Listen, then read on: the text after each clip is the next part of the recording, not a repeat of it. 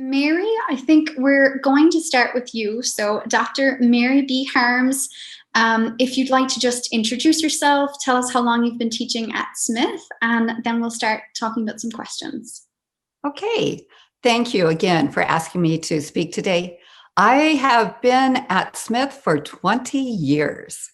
So I've been involved with the marketing department as teaching digital marketing and strategic design fellows and in charge of the marketing internship program. Wonderful. 20 years. We're lucky to have you. I'm glad you're doing this. It's a lot of institutional knowledge for us all to benefit from. So my first question, I'm sure that everybody sees this coming, but the pandemic, we're still in it, I know, but it has been a whole year. So I'm wondering, in terms of your experience with pandemic teaching, what did you learn from it? And maybe what are you taking from it that you might bring to your in-person instruction in September? Okay, I just want to talk a little bit about the fact that over the years, I've really been adamant that our students get exposed to industry professionals. And so, especially with marketing, because marketing has such a breadth of career paths that our students can take. And I oftentimes find that students towards graduation almost were paralyzed. They couldn't figure out what they wanted to do. And so I would take them on field trips. Since 2005, I've been taking students to New York every year or to Baltimore, et cetera. And then the pandemic hit and I couldn't do that. And actually what it did was it opened up an opportunity for me, because before the pandemic, I was always a little nervous about bringing in guest speakers because it took up time from class. I didn't have to worry about that anymore because all my lectures have been recorded on MP4 files and students can watch them asynchronously during that special time period. So what I ended up doing was in the fall of 2020, I brought in 27 guest speakers. Now, I know some of you are saying, did you teach at all? Well, I did, but some of those people were in panel discussions, but they were from all over the US. And they were basically former students, former Smith marketing students who had graduated about 2 to 10 years in the past.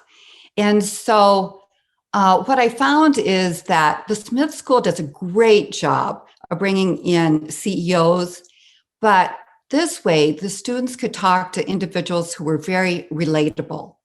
And I made sure that they had to teach the students something and they had to have an interactive session.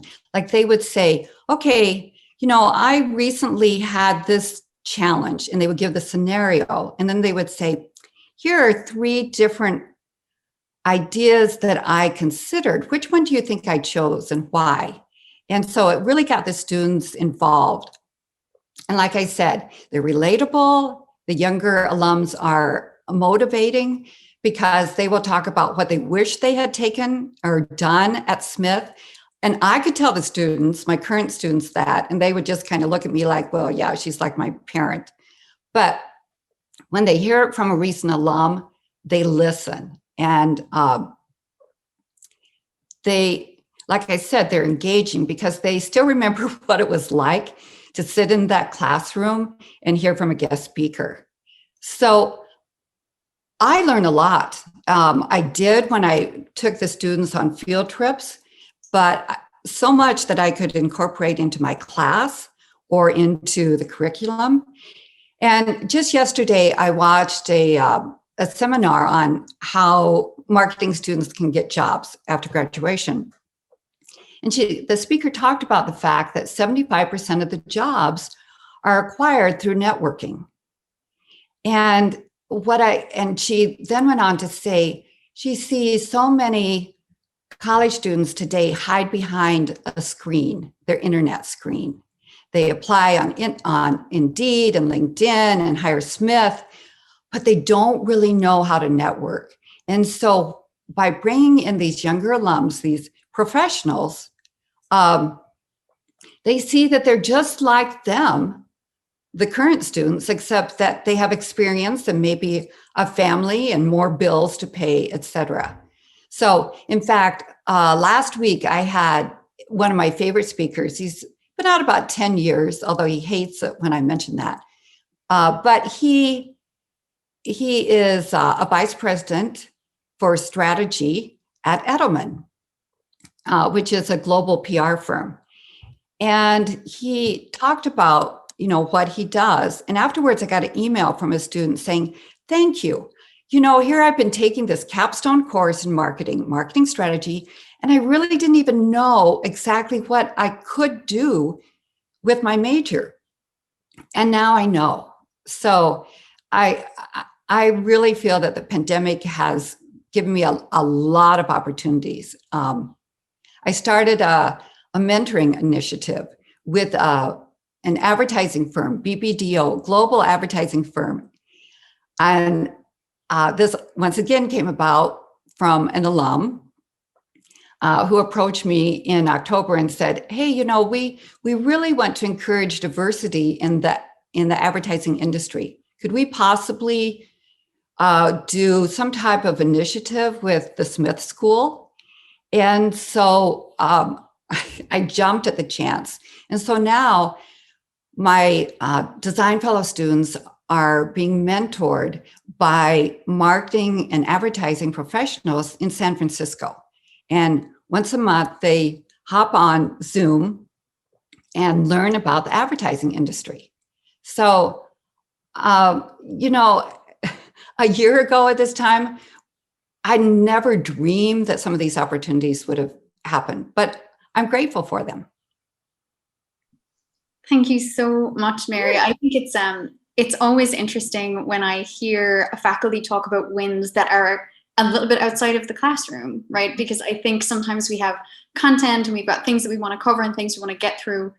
And then you realize, of course, that the students take the content and then they're like, and now where do I go with it? And so the fact that you bring alums in particular back who are able to say, hey, I used this and I became X, or I used this and it helped me on my journey to becoming, whatever type of executive or whatever professional career that they chose. And it's a way of sort of saying, I remember Dr. Gardner said in one of our panels, there is life after university.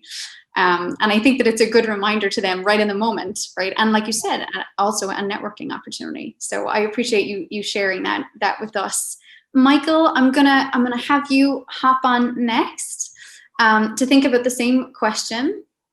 So when you reflect on this last year and a bit of pandemic teaching, what is something that you've learned and something that you've gained that you might even take with you to your in-person instruction next year? Thank you. Thank you for having me. So I've been at the Smith School for 11 years, or this is my 11th year. I've taught at the undergrad level, but mostly in the graduate space. So the MS program, the part-time and full-time MBA programs, as well as our doctoral programs. And my pandemic teaching was specifically in the part-time program, teaching the core introductory financial accounting course to our part-time students in the DC campus. And I would say, I had to really kind of rethink the course in its entirety. I have a course that I've designed over time that works well for the 3.5-hour delivery that's typical when we're in normal times. But I had to rethink that. I realized that students were not going to be very tolerant of a 3.5-hour Zoom discussion lecture. And so therefore I had to think about, okay, if we pare down that time, how am I going to create a set of activities for them to do outside of class that will prepare them for, an engaging time during class if I pare it down to, let's say, 2 hours or 2.5 hours. One thing I did is I worked very closely with other professors who are teaching the same course, because we were all facing the same challenge. So why not share the work and share, thoughts about best practices. One thing I did one change I had to make was I curate my own materials. So I don't really use textbooks, generally speaking. So I curate my own materials, and those are the basis for our classroom activities. But I realized, but that was really designed for, what we were doing when we were in person. And I realized that if I wanted them, and to be honest, a lot of the way I design my course is understanding that they're working professionals and that they don't have a lot of time to study or do the preparation the way we might think ideally. And so a lot of what I do is introducing the concepts and the immediate application in class, and trying to get at all levels of mastery of material within a 3.5 hours. So exposure, application, and then reflection on those concepts. But I realized that wasn't really possible, given the constraint that I wasn't going to do 3.5 hour, class sessions. And so I had to use a textbook, and figure out the best way to use the textbook resources. And then plan different activities of, at different levels, some discussion board activities for after classroom discussion, some quizzes to keep students on pace. It required some flexibility on my part because we planned a certain amount of hours of work per week, but it didn't seem that, but the students were telling us it's taking much more than that. So we had to do some real-time adjustments to the students. But I would say overall, I'm going to use textbook resources and use, lectures and, offline content so that I can do more of that engaging activity in class, such as case discussions and the like in class is what I plan. Absolutely. And I remember you and I talked a lot about flexibility being something that was sort of a big lesson, right? I think we have very specific plans that we lay out, and then moving through the pandemic means we have to adjust faster than any of us were actually capable of. But I know that you did an awful lot to adjust for your students and sort of made it about them. And you talked about sort of, letting some of that rigidity go and then experiencing the benefits of it. Right. Do you want to talk about that a little bit? I would say that's a lesson that I learned when I started my career. So I started it at Harvard Business School. And so Harvard Business School, it's all case method teaching. It's very theatrical. So the experience I liken to what I hear theater actors say. So there's like this dramatic arc to the discussion. There's an engagement with the audience. There's an alchemy that occurs. And so my first year at Harvard, I planned obsessively. I mean, so we do have we have planning meetings where we talked about, here's what we want the students to get out of the case. Here's the sequence of questions you want. Here's the board plan. Here's how the board should look when, the class session is done. So I was very obsessive in planning for a given class session. And I was very obsessive about sticking to that plan and making sure that we got through, essentially the script, and that, the boards at the end looked like what was envisioned. And it was not a great experience for the students. And as a result, it wasn't a great experience for me. And I realized after consulting with your counterpart at Harvard Business School, they have a similar teaching and learning center, that really you plan obsessively, you plan for what you want to achieve, you plan kind of the dramatic arc. And then if you plan well enough, and if the framework is there, then you feel free to deviate. You feel free to deviate, and it doesn't bother you, it doesn't perturb you. If a student introduces a concept that's a bit out of sequence from when you had planned that concept to be introduced, you're able to integrate it, quite easily. You're able to move things around and still achieve your aims. Or if a student introduces a concept that was totally not something that you anticipated, but that you think is a great pathway to still achieving, what you wanted, you can do that. And so I found that I would, have this very, plan, strict plan. When I was my first year, I would go in and I would stick to that plan. But when my subsequent years, I would come in with that plan, but then I'd throw it away. I really wouldn't look at it because then I was ready. So the process of planning made me ready for anything, I guess is what I'm trying to say. So I think I learned that, or I applied that same flexibility during the pandemic. It's like I had a plan. We worked very long and hard to plan a course that would allow us to achieve all our objectives. But then when the students were telling us this isn't working for us, we were like, okay, well, what are some ways that we can reorganize or resequence the material? Whatever method you teach, whether you're teaching lecture, whether you're teaching cases, interactive lecture, or some other activity altogether, I think planning is important because then planning gives you the flexibility to deviate in real time in class. Because you really do want to, or at least I want to create an experience where the students are involved and are participating and in the effort. And so you want that flexibility that so that they feel that they can participate in the effort and that they're part of, what we're trying to build here, which is the collective learning of the class. So I mean, in the beginning, when I started my career, I felt, particularly being at Harvard, I felt like it was important that they know that I was an expert. And so that was very important to me, is, to show that I was an expert in this area. And I think I demonstrated that to them, but that's not what they were looking for. They were looking for someone that could facilitate their learning. And so it was about taking myself out of the equation so much and creating an environment where they could, learn from each other. So I still try to keep that in mind. Whatever I do, I don't do strictly case method teaching now, but even then I try to keep that flexibility in whatever mode I'm teaching. Thank you for sharing that, Michael. I love when you talk about teaching, because you say a lot of the things that I often talk about, right? That even the fact that teaching is performance a little bit, right? And nobody tells you that ahead of time, right? That there's this showmanship element to it. Like you said, there's a dramatic arc to your class and you bring yourself, but it also takes a lot of energy and it takes a lot of effort. And I think it's even harder over Zoom because you don't have your natural chemistry that you can actually bring to the room.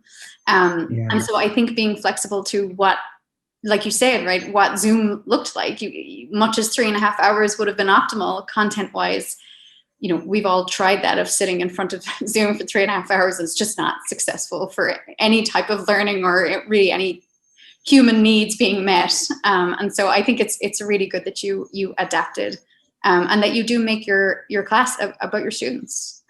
Which there's something to be said for that.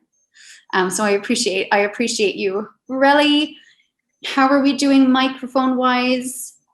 Do you hear me? You're perfect. Perfect. All right. So Relly, Michael did this even though I forgot to give him the prompt. If you could tell us how long you've been at Smith, and then share something you got from pandemic teaching, something you learned from it that you may bring with you to your in-person instruction. Thank you, and thank you first for having me, for inviting me to talk today. So I've been at Smith for 9 years now, and I teach mainly at the graduate level, so MS programs, part-time MBAs, and executive MBAs, some workshops. I've been teaching mainly negotiations, but I also teach business ethics, and I teach a PhD seminar in decision making. And before I talk about this, I do want to give a big shout out to Mary, because she was talking about all this, like allowing for networking. And because I teach negotiations and we talk a lot about how when they prepare for the job negotiation, yes, they should do a lot of and actually make them do an assignment in which they prepare for the next job negotiation. I tell them, yes, do your research online, of course, but I want you to talk to people. I want you to get in touch with people and connect and try to understand if there is a specific company you're interested in. See what are the norms, how do you in appropriate manner you negotiate, and so forth. So I totally, and I'm happy that Mary has been encouraging this component as well, because it's very crucial also for a successful job negotiation. So read the pandemic. So I kind of go back a year ago. So it was March, and this is where I teach, usually term D. So suddenly my classes are going online within 2 weeks. The kids are at home because there's no school, and I'm like freaking out. How am I going to do that? And especially because it's a negotiation class. And so my classes are every class they negotiate with each other.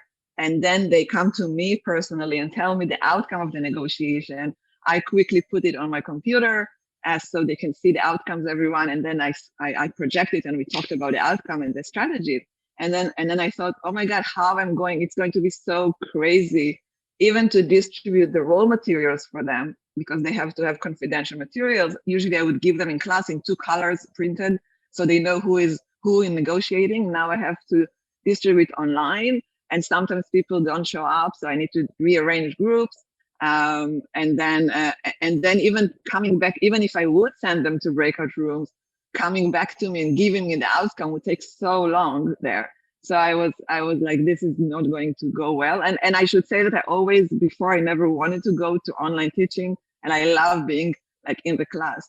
But if there's something that I learned, and I always say, thankfully technology is on our side with this pandemic, because we have all those amazing tools. But apart from Zoom, which of course we all got used to, so incidentally, about 10 days before I started teaching, I saw a post on a listserv that I'm subscribed to, talking about this tool that is called iDecisionGame.com, which is used for negotiation, but also used for other purposes and other simulations.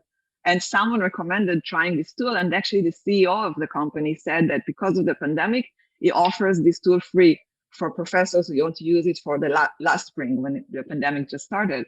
And so I was like, okay, let me check this out. So I didn't immediately go. I went to the website and I saw them featuring 2 professors that I actually know from Johns Hopkins and then from UNC. So I reached out to those people that I know and I asked them, I've seen that you're featuring this, what do you think? Generally, they recommend it and they say, yeah, you should try this. So I was like, okay, let me try. And there is a bit of a startup cost because it's a whole new tool. But this has been just amazing. So now actually, I don't know how. I know that even when we go in person, I will still be using that. So, and the benefit of this tool is that it's both pedagogical, but also even admin wise. So it basically, I upload the materials there, or they have a library, but if I have my own materials, I can also upload them. It randomly distributes the materials to students based on different roles. They get the PDFs. I can see whether I invite students to a specific exercise. I can see that they read the instructions. Then they can go to the negotiation stage, and I enable this stage. And then they report the results. Sorry. And then they report the results on the system. And then the system, and this is something that I never had before, the system actually produces those graphs for me. Showing different outcomes and showing many things that I had to explain and show them based on my Excel tables, but it was not like nicely graphed because of course I could not do it so quickly in the classroom when they did it in the class. So now I actually, so first all of this admin of doing this, like it's very easy and very, and then they go to the negotiation and they actually use a Jitsi video and they can negotiate over video with each other. I can jump into the room there and see them negotiate and observe them like I would do in-person teaching. And then when they're done, and this is another component that I love. So part of my teaching, I always like them to give feedback to each other rather than just hearing from me. So after each negotiation simulation, every class, I would send them a link to a survey that I created to evaluate their partner. And I would always have to send it and then kind of beg them to actually remember to do it. Because in the end, I would collate all this information and all those Excel files that I have with the outcomes and create a reputation index for each of them in an anonymous manner, what people thought about them.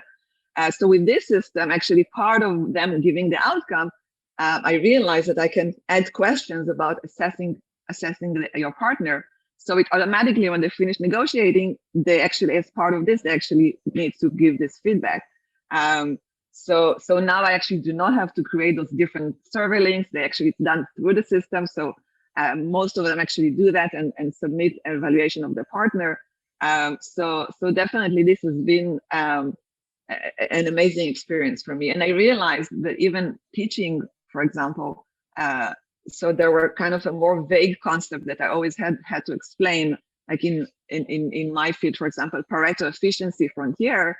and suddenly the graphs on the system actually depict the Pareto efficiency and shows me on the graph the different groups and where they are compared to this.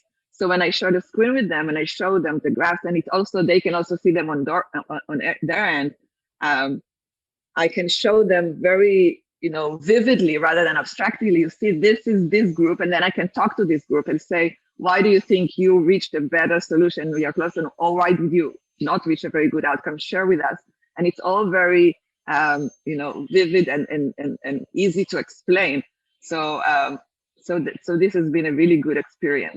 And I also learned from this that with those tools, the possibilities are endless. So for example, with this reputation index, I realized that they can do it online, but then I still thought that I would have to download all the results and collate them together in the end of the semester. But then one day I was like, maybe I can email the support team and maybe they can create this for me because they have all the back end of the data. Why not try? And then I emailed this person there and I asked her, do you think this can be done? And immediately she replied, yes, this is actually very easy for us. We will create this for you. And then the student just needs to click report and they can see the reputation index. So all those hours that I would invest in doing all this myself, now it's actually very streamlined on the system. So this has also been a great experience. So I would definitely say, again, even though sometimes we are so overwhelmed and we have been so sometimes leaning into technology, even if you're a bit through some of this and learning a whole new platform or something has been very useful. And for the long term, again, this is something that from now on, it's part of how we'll teach. So even if we go in person and they do it face to face, in the end of the negotiation, they can actually put the outcome on the computers rather than coming to me. I can see the graphs. We can talk about this. Yeah. So this has been my main takeaway. Yeah, and thank you for sharing that, Relly. I know we talked about the fact that leaning into technology can be hard at first, but create a lot of efficiency later. And so, we've got the summer coming up. So anybody who's listening and thinking this is worth investigating, a summer is a good time to do that. And I also think it's important, something that you do that's just an excellent pedagogical practice that I wanted to spotlight was you do a lot of holistic assessment. So you have the peer review, you have the data-driven, negotiation index, as well as their final grade. And it's something that students always benefit from. Sometimes they feel like they're at the whim of the instructor, but by giving sort of these various different types of input and feedback, it's a chance for the student to sort of reflect on their own learning. And I think that that's a really excellent thing that you give your students when you do it that way. So I'm sure that they benefit from it and they're grateful for it. So. Thank you. Mary, I'm going to keep things moving along here. So Mary, I'm going to go back to you and ask if, when you reflect on your 20 years of experience, and collectively we've got 40 on the panel, which is amazing. So any new faculty, I'm sure will be excited to learn from 40 years of teaching experience all at once. But from your 20 years at Smith, sort of, if you're looking back, can you think of a teaching challenge? A moment that you were like, goodness, this is something for me to overcome, and what you did, and also a teaching win. So one of the highlights that you look back and you think, I've made an impact here as an educator. Okay, so when Relly was talking, it brought back that feeling that I had last March because I had never taught online before. So I was very anxious, and to be quite honest, people who know me, there are some people who see me as a quiet person. There are others who say, you're not an introvert. And so finally, a few years ago, I read the book Quiet by Susan Cain. And it talks about introverts and extroverts and ambiverts. And I realized that I'm an ambivert. And in fact, in LinkedIn, just yesterday, there was an article about ambiverts. So getting back to all that, one of my biggest challenges is I teach a lot of cases, and I realize that some of those students just aren't going to talk. So I really encourage them to use chat. But like Relly and Michael, I have them doing simulations. I have them doing team projects. so that they can work in smaller groups and be able to show others that they really are learning the material, that they really do have value. I keep a copy of Quiet in my office. And when a student comes in, and there have been many times, when they're struggling, they're not that comfortable talking in class, I say, here, I don't need this right now. Why don't you read it and come back? And it's amazing how many of them afterwards have thanked me, because now they understand that being introverted is not bad, and that they have a lot to offer, even in the business world. So I think that challenge, I've been able to turn it around, and I think show the empathy that they so want. And you were talking about 40 years between the three of us. How about I have 40 years teaching just by myself? So, okay, here we go for another 41. Thank you so much for sharing that, Mary. I know when you told me that story first, I was so moved, because I'm probably an ambivert. I love being in the classroom and being with my students. But as a student, I was definitely had a lot to contribute, but I definitely didn't want to do that out loud. And so I think that it's, reflecting what Michael said earlier, you're there to facilitate their learning.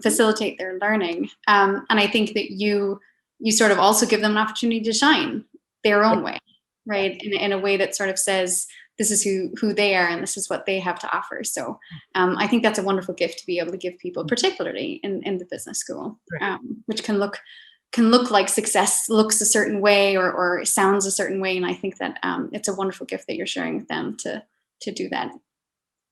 So Michael, I'm going to ask you the same question. So reflecting back on your whole teaching career and obviously your time at Smith as well, can you think of a teaching challenge that you were presented with and learned from, or a teaching win, a moment that you thought, I'm having an impact here?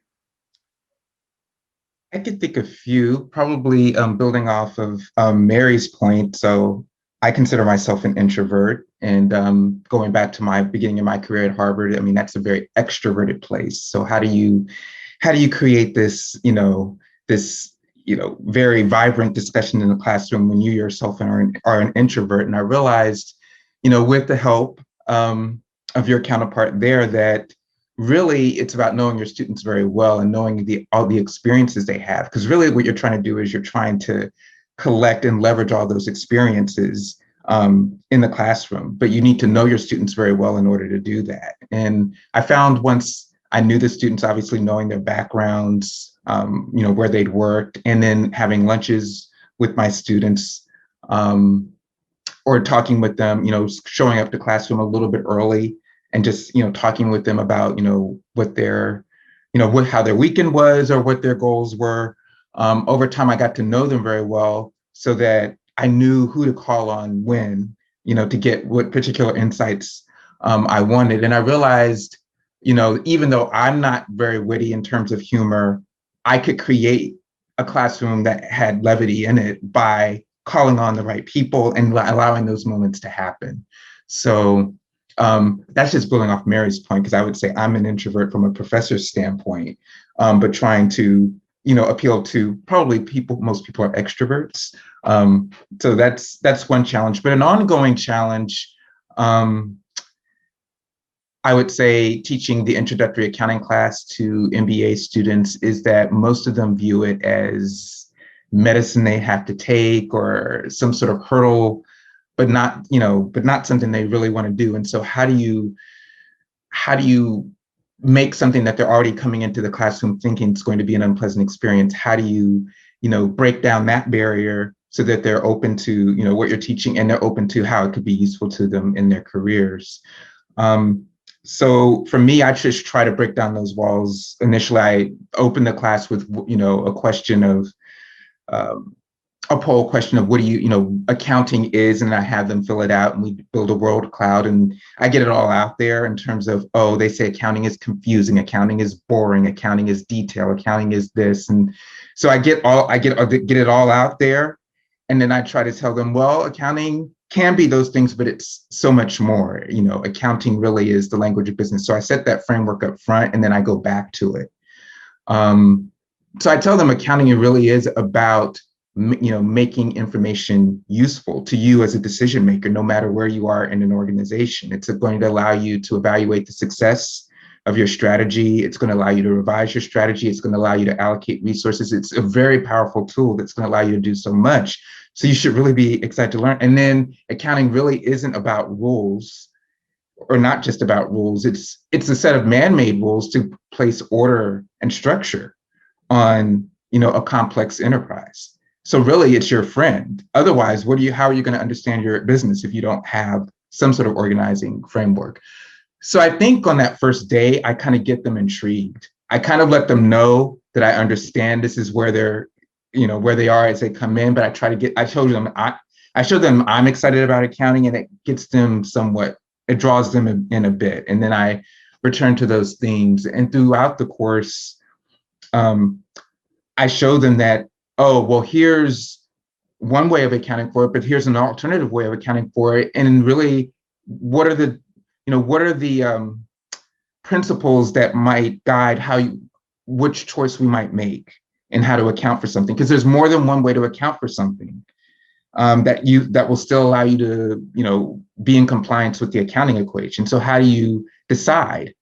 And that goes into understanding the business, understanding the economics of the transaction. So it's a much higher level discussion than just say, here's the rule, do this, do this. It's like, well, the standard setters had to wrestle with these questions before they came up with the rule. And these rules are changing all the time because a choice they made a decade ago, they're being asked to revisit because people are saying, oh, this way you've chosen to account for it doesn't really reflect the economics. So I think I try to show them that it really isn't rules, it's a set of principles and trade-offs, and different people can come down on different sides of the trade-offs.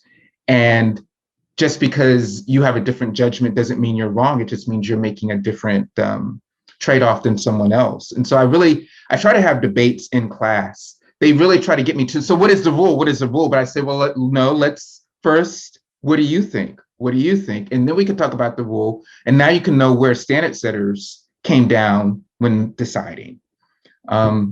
So I think I've gotten a lot of feedback because this course is required even if you were an accounting major or have an accounting background.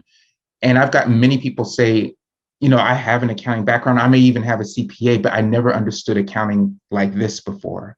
I never understood that accounting, had this kind of power, or I never understood the underpinnings of accounting in this way before. So I guess I consider that a win when someone who studied accounting feels that I've offered a new perspective on it. Absolutely. I want to echo one thing that you said in particular, which is that they feel your energy about it, right? They start to get intrigued. And I do love that you get it all out in the open right at the beginning, right? Any pretenses or preconceptions that the students have, we think, oh, we'll erode those over time, each class. It's always better to just sort of air it at the beginning and say, all right, tell me what you're thinking, or maybe why you think you're here, and have them reflect on it. And just as a testament to your teaching, Michael, so most of you know I do observations for faculty. And so I've seen Michael teach and observed his class. And in the middle of taking my observation notes, I accidentally took accounting notes. So if a PhD in education can suddenly find an interest in accounting, I think that's a sign that you're definitely doing something right in the classroom, Michael. Yeah, I definitely think on that first day when I start with the word cloud poll, they're laughing, they're giggling, they're, as I'm reading up all the pejorative terms, they're laughing and giggling. So I think I'm breaking through some tension that was pre-existing. And I think it allows for, a smoother path throughout the course of the term. Absolutely. Thank you for sharing. Relly, last but not least, I'm going to ask you the same question. A teaching challenge that you've had, even if it's a very practical challenge, that's fine. A way that you overcame it, and then something you consider a teaching win over your career so far. Sure. I was just reflecting on something that Michael said. But now I forgot what I wanted to say, but anyway. In terms of challenge, oh yeah, I know what I want to say, because I really like how Michael talked about, letting them and then kind of changing the way they perceive and, accounting. So I guess in my class, it's kind of changing the way that people like this, and this is what I try, and this is the aim of my whole class, is to change people mindset about negotiation, thinking about them as something very aggressive, competitive. I just need to win here, and changing this mindset to a mindset of, no, this is a joint problem solving. It has to be very collaborative. It has to, the other person should think about you even more highly when you finish negotiating with them, that they respect that you are honest and sincere person that try to solve a problem. And it is like, and I guess this is when students tell me in the end of the classes, wow, this kind of was opening their eyes in terms of just this mindset of negotiation. I guess this is like the best reward. And as I said, Dorian, to you before, this simulation that I used to do that I'm not doing anymore, and in which I have people do like arm wrestling in class in the beginning and say, I tell them, I count to 10, and every time you put your opponent's hand on the table, you win $100. And everyone just tries to win over, as opposed to 2 people or 3 people that understand, or 4 people that understand, let us just cooperate and do it as many times as possible. And then we can win together like $2,000 and divide it between us. And it's a very simple simulation, but it's been used for decades. It's not just I didn't come up with this, and it kind of sends this message. My trauma for this, and Dorian know, and so don't do this in class, is that I had actually a student that dislocated their arm in the middle of the class doing that. So I'm never doing this again. I'm just walking through a simulation. It was a very traumatic experience for me. But so sometimes we can just walk through like the message. But maybe kind of going to another challenge that I kind of remember myself, and so even now sometimes I have this, is that coming 9 years ago after a PhD, and so I teach negotiations. I have all those simulations that I know very well, all the content of the simulations.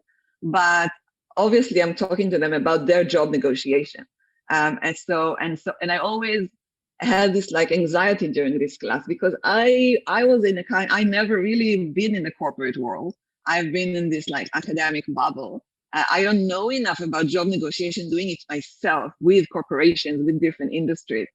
So I always, and I remember it very vividly in the beginning. I even remember a specific a student in DC that like, he wasn't talking to me, but I kind of overheard him talking about Harvard professor that has been doing like this big mediation in a conflict area. And I was thinking like, I never done those things. Like, it kind of, it's very challenging to your efficacy as like teaching this. But with time, I actually realized, and I realized that, what I did as well, and I've been in the Army for 4 years, and then I've been having my own experience in academia as well. I can take my own experience, and even if it's not I should use examples that are very authentic to me. I'm talking also about authenticity in the classroom, and not trying to be, if I'm not an actress, I will not be an actress, and I don't have a good sense of humor, I will not try jokes. But I can just be myself and use examples that at the pedagogical level are the same, and they can extrapolate from this to their world. And sometimes even because I always encourage, and this kind of connects to the win as well, I always encourage students to meet with me like in person or like one-on-one to discuss a specific negotiation that they have. And we sit together using the principle in class, and we try to really prepare, and then I hear back from them. And this is of course very rewarding when it goes very well. But actually this is also helpful for me, because I also learn through the interaction with them about specific, corporation or industry, or, in DC, there are a lot of government employees. And so there is it's a very different to negotiate with a government position as opposed to in the private corporation world. So, but because I have all this discussion with them, I actually learn with the years. So now I actually have a lot of time in which I actually give anonymously examples from students that are also relevant for their job negotiation. So yeah, so I guess this is kind of a challenge. It's also. No, thank you, really. And I actually think you've brought us perfectly full circle, where Mary was talking about, re-engaging her her alums as well, because I say this to the faculty a lot. You have your examples that you know and that you share. They might be your own, they might be classic examples in the content. And then if you turn it over to the students and have them generate examples, you've got examples for next year, right? They give you things that you just wouldn't think of, or they frame it in a way that you think, oh, that was constructive, or that was a good analogy, or in your case, a literal experience that they've had that you can go and share. And like you said, anonymously. And just for the record, because we are recording, fake $200, fake $2,000, hypothetical. Oh, yes, of course. I never gave this money, yes. Don't worry.